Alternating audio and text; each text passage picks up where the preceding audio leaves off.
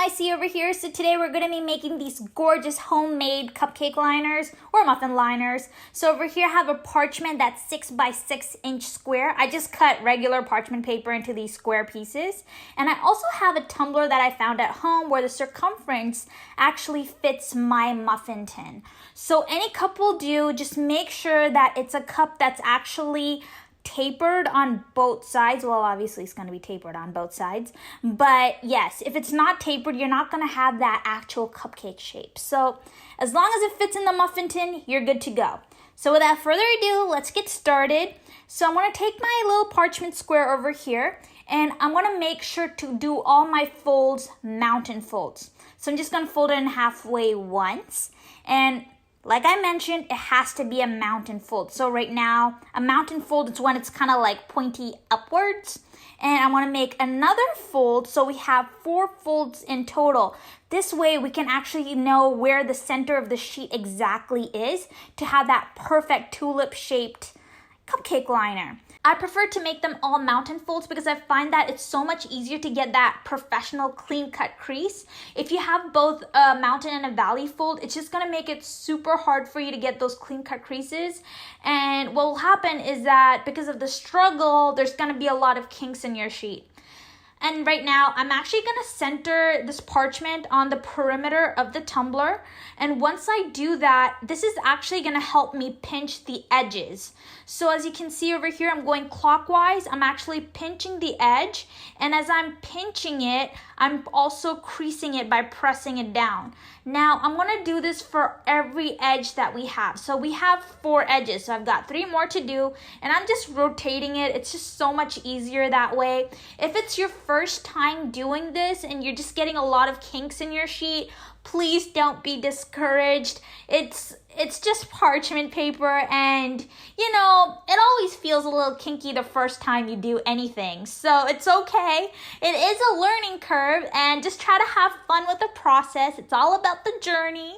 And look at that. I'm almost done with my little creasing over there. As you can see, it still doesn't look like a tulip-shaped liner. But what's important is that we've got all our edges creased. Perfect. We're ready for the next step. Now we're just going to put our parchment back on the tumbler. And what I'm doing over here is that I'm gathering every edge that I've creased so far. I'm just holding it all at the same time. And what I'm intending to do is I'm trying to like massage it from the top to the bottom. This way it really holds its tapered shape and it looks really good, you guys. And the final step would be to crease the perimeter part of the liner. So I just like to put the palm of my hand on the very top, press really hard, and then give it a good rub. And that honestly does the job. And as you can see, once I remove it from the cup, it looks so good, you guys. It's so gorgeous. This type of liner is actually expensive to buy, so you can clearly make this at home yourself. So that's how you make a tulip-shaped cupcake liner, but I'm also going to show you how not to do it. I'm just going to take a parchment paper over here. It's the same size, 6 by 6 inch square. Previously, I showed you how to fold it in half with mountain folds, but now we're going to fold it diagonally. Well, I'm going to fold it diagonally because I don't want you to do that. And I'm just going to make mountain folds with a diagonal fold. And what's really nice about the diagonal folds is that it still centers the paper, so that's not a bad thing. But as you can see, once I place it on top of the perimeter of the tumbler, the flaps are just humongous. Like, I'm just gonna pinch the edge over here just to demonstrate it. Isn't that huge? Like, I mean, I have big dreams. I like big things in life, but this just doesn't work in this case. So I'm just doing such a good job rushing over here because I know I'm gonna love it.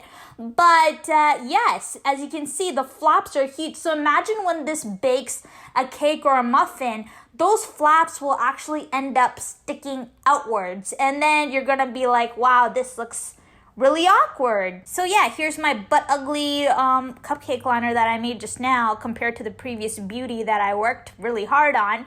So you can see the difference between the two. The other one has these beautiful petals pointed upwards, and the one that I made a mistake on, quotation marks, looks a little clumsy, messy, and etc. So yeah, that's how you make a tulip-shaped cupcake liner. Now, if you like this tutorial, make sure to like and subscribe, and I shall see you on our next date. Bye for now.